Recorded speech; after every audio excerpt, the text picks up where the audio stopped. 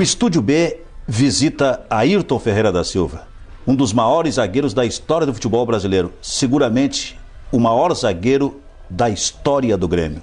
E é um pouco sobre as tuas passagens, especialmente pelo Grêmio, mas também pela própria seleção brasileira, que eu gostaria de falar contigo a partir de agora, Ayrton. Ayrton, tudo bem? Tudo tranquilo.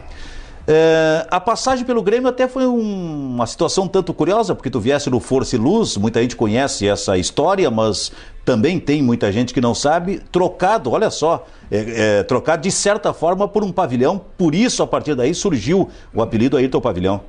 A transação foi 50 mil no Grêmio e mais o pavilhão, só que o pessoal não fala no dinheiro. Então ficou conhecido como pavilhão. Uhum. É incrível que esse apelido te acompanhou e te acompanha até hoje, me acompanha. E tem gente que pensa que eu fico bravo, mas não. Não fica? Não, isso é coisa normal. Ayrton, jogasse no Grêmio de 1954 a 1967, 13 anos. A rigor tu tivesse 3 grandes companheiros de zaga, né? O Enio Rodrigues, o Calvete e o Áureo. O Áureo, O que dá para falar dos 3? Eu acho que o primeiro, né, eu era o capitão da equipe, que eu aprendi muita coisa com ele, o Enio, só que durou pouco, ele se machucou, né, e aí eu tive mais tempo com o Áureo. E eu tive 13 anos de Grêmio, a gente ganhou 12 campeonatos, né, teve um até muito importante, que o pessoal não fala, que foi Sul Brasileiro Invicto. Sim. Aqui, aqui era Grêmio e Inter. Santa Catarina era 2 também, o vice e campeão? Vice-campeão e campeão, e a gente foi o campeão invicto. Certo. Então em 13, para ganhar 12 campeonatos, marcou bastante. É uma coisa que realmente chama atenção. Agora, como foi jogar com o Pelé e contra o Pelé? Eu joguei com o Pelé e contra. Eu joguei na seleção junto, né? E contra, eu acho que eu marquei ele umas 5 vezes, né? Porque era difícil? Porque era o único time que a gente não conseguia ganhar. Porque era uma seleção também, né? Perfeito. Era mano a mano, 4 contra 4. E era difícil de ganhar. Agora o Grêmio ia em Minas, ia em Curitiba, ia em tudo que é lugar, e ganhava de todo mundo. Sim. Na época, né? No Rio, a gente ganhava. Agora chegava no time do Pelé, era muito difícil. E como era jogar contra o Pelé? Como era marcar o Pelé? Eu sempre fui jogador, como tu sabe, né? Tu chegou a me ver alguns jogos meus. Perfeito. Sempre fui jogador que gostei de jogador driblador. O driblador é bom porque tu tem oportunidade, tipo o Pelé, tipo o Ronaldinho, que ele te dribla para um lado ou para o outro, tu tem a oportunidade de tirar a bola dele. Sim. Agora, aquele jogador que é veloz, que joga 5 metros ou 3 metros nas costas da gente, é o mais difícil, né? Então era bom marcar o Pelé. Tu chegasse a fazer contra o Pelé a tua famosa jogada, aquela de letra, que em determinado momento até te prejudicou, até para contar um pouco melhor para quem está assistindo a gente agora. Tu tinhas uma jogada característica que era fruto da rara habilidade técnica que tu tinhas.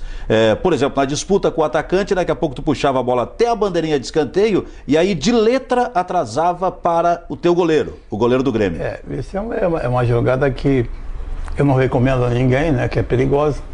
Mas em vez de eu dar um pontapé no centroavante, tu tem um meio de desmoralizar ele, né?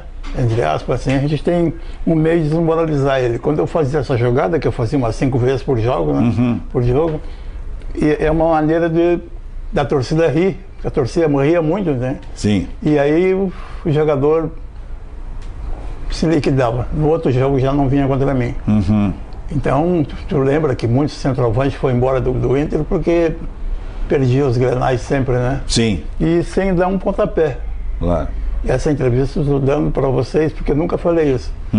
E é muito melhor tu fazer essa jogada do que dar um pontapé num cara que o cara tem família, precisa, né? Perfeito. Então, é o que eu usava. Tu chegasse a fazer... Só que muita gente ficava bravo comigo, achava que eu estava debochando. É mesmo? A prova está que essa foto que vocês estão vendo aqui, eu fiz umas 3 jogadas lá contra o Almarildo, que foi campeão, o Pelé se machucou. E aí os caras viram fazer essa jogada como zagueiro e disseram, não, esse zagueiro aqui não pode jogar na seleção. Eles achavam que aquilo ali era brinquedo, mas não era brinquedo. Sim, era realmente fruto da tua habilidade. Ayrton, tu chegasse numa disputa de lance com o Pelé, inclusive, a tirar uma bola de letra. Como é que foi? Eu fiz um desaforo pro nosso rei, né? Estava na frente do pavilhão nosso ali e eu dei 1 metro para ele, porque a gente nunca dá lado. Tem zagueiro que diz, não, eu dou o lado para ele sair, a gente nunca dá o lado. Sim. Mas aí eu dei o lado esquerdo para ele sair e ele saiu por ali. Ali eu dei o pé direito, passei pro lado esquerdo e tirei de letra. Sim. A torcida parecia que ia morrer, né? Porque aquilo ali era um gol. E ele? Era uma gritaria. Ele já ficou com uma cara, né, de... Sim. E aí chegou dentro da área, assim, de novo, eu botei o corpo nele, eu era muito mais forte que ele caiu e se machucou. Aí eu parei o jogo.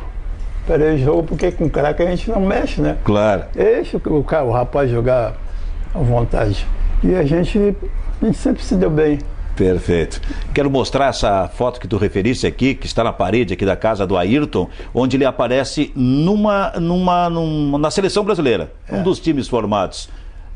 Onde aparece, por exemplo, ao lado do Ayrton, lá o Gilmar, aparece o Calvete, aparece o Zito, estou falando na parte de cima, o Dessordi aqui, o Altair também.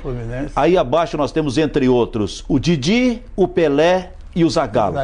Para dar uma ideia do time em que o Ayrton jogou. Quer dizer, tu tivesse, se não me engano, 6 ou 7 oportunidades, 6 ou 7 vezes na seleção brasileira? Não, eu fui convocado em 62. 62?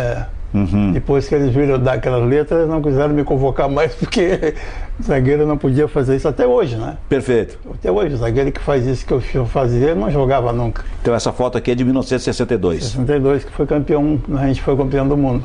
Perfeito. Agora, resumindo, de certa forma, a tua jogada de letra, que era uma jogada de alta habilidade técnica, acabou de algum modo influindo e prejudicando a tua carreira? Prejudicou um pouco, mas é que eu pensei em jogar, por exemplo, uma partida pelo Brasil no Maracanã. Se eu chegasse a jogar uma partida, ele já viu que aquilo ali eu fazia com segurança, né? Sim.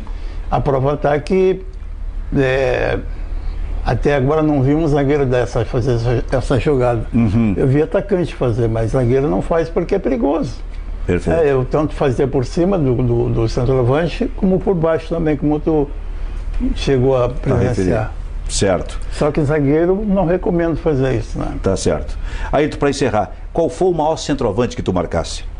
Não, a gente tira o Pelé, né? Perfeito. E depois tinha o mestre aqui, que era o Larry, tinha o Flávio, que foi o goleador maior do Corinthians, né? Flávio Bicudo. Teve... O último que eu marquei eu já estava com 34 anos no Cruzeiro, Cláudio Miro. Sim. E teve um também que joguei e fui saber quem era ele no primeiro tempo no vestiário. Grêmio e Real Madrid. Peguei um baixinho assim, não sabia quem é, porque eu não me interessava mesmo, tinha que marcar. Aí quando eu vi, o cara me disse, aí é o Puskás. O maior jogador que teve na da história do futebol mundial.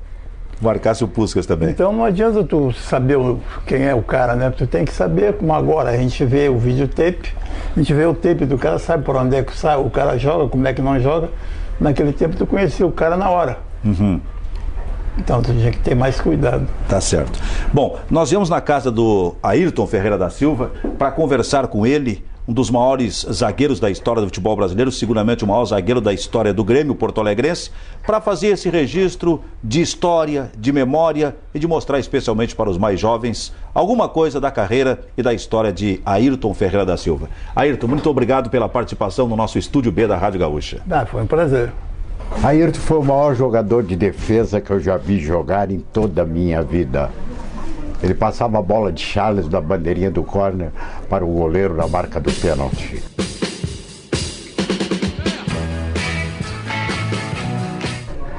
Foi um jogador que nunca fez uma falta, eu repito. Nunca fez uma falta. Um jogador extraordinário, como nunca mais se viu e acredito que não se verá nos campos do Brasil.